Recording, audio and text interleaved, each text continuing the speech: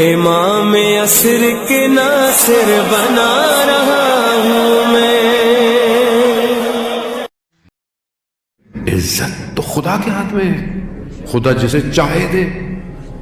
اب خدا وہ ہے کہ خدا اگر چاہے کسی کو عطا کرنا، حدیث ہے، اور پوری دنیا اسے حاصل نہ کرنے دے مگر خدا پھر بھی اسے عطا کرتا ہے۔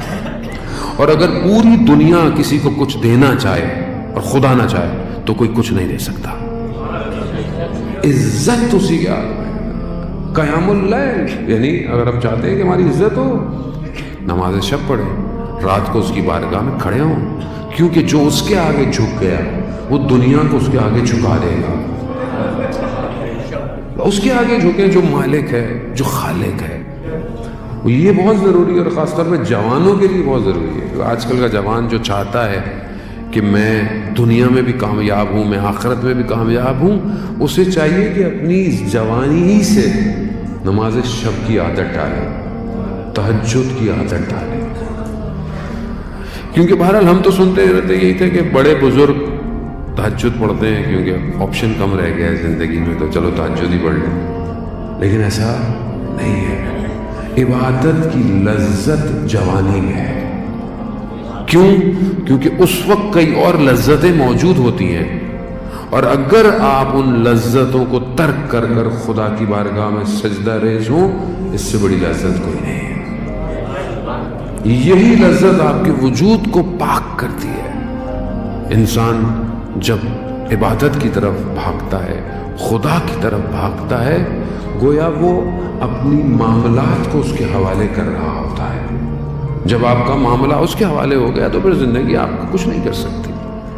تو ہم دیکھتے ہیں دنیا میں کتنے بڑے بڑے لوگ ہمارے سامنے ہیں، کہ مثالیں بھی بہت ساری ہیں بڑے بزرگوں کی، علماء کی، اولیاء کی، شہداء کی، جو مثالیں ہیں۔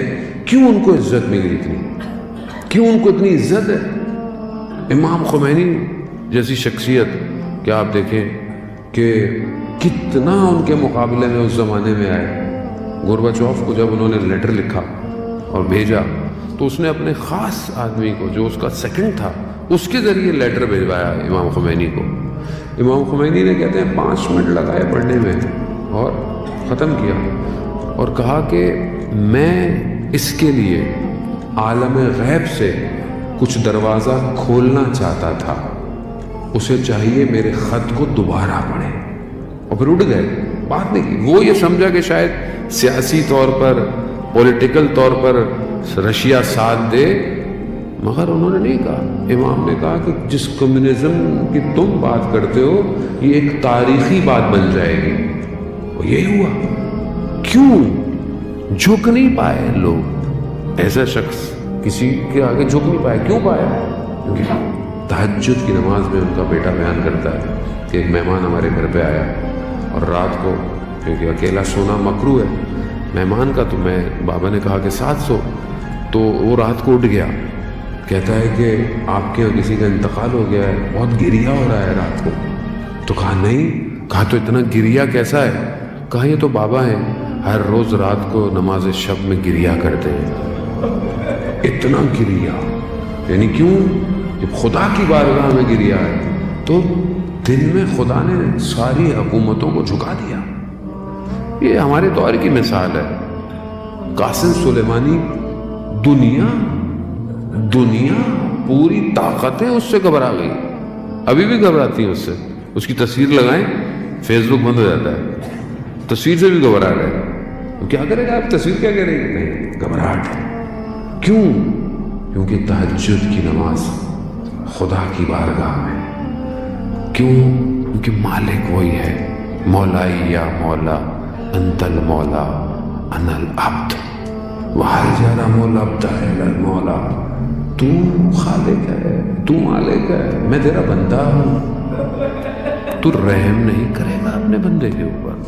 یہ ضروری ہے عزیزان محترم۔ آج معاشرے میں جو کمی پائی جاتی ہے وہ رابطے کی ہے، ارتباط کی ہے۔ آج ہمارا آپس میں کمیونیکیشن بہت ہے، آج سوشل میڈیا کے ذریعے سے ایک دوسرے سے دور کے فاصلے کم ہو گئے، بہت زیادہ ہے، لیکن جس اصل رابطے کے لیے خلق کیا گیا وہ بریک ہو گیا ہے۔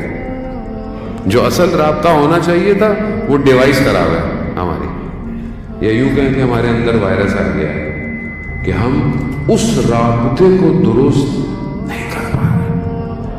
اصل پروردگار نے ہمیں خلق اس لیے کیا تھا کہ تم میری عبادت کرو، وما خلقت الجن والانس الا لیعبدون، میں نے تمہیں خلق ہی نہیں کیا سوائے اپنی بندگی کے، سوائے اپنی عبادت کے۔ تو یہ مقام ملے گا کیسے کہ خدا اتنی عزت دے؟ راوی کہتا ہے کہ میں مدینہ میں قحط تھا اور لوگ بارش کے لیے نمازیں پڑھ رہے، دعائیں کر رہے ہیں، لیکن میں نے دیکھا کہ ایک سیاہ پوست یعنی کالا حبشی اپنے رخسار کو خاک پہ رکھے خدا کی بارگاہ میں کہہ رہا ہے کہ پروردگار اگر تو نے بارش نہیں بھیجی تو میں رخساروں کو نہیں اٹھاؤں گا۔ راوی کہتا ہے کہ بات پوری نہیں ہوئی، بارش شروع ہو گئی۔ کہا میں اس کے پیچھے پیچھے کہ بھئی کون ہے یہ غلام، کس کا غلام ہے؟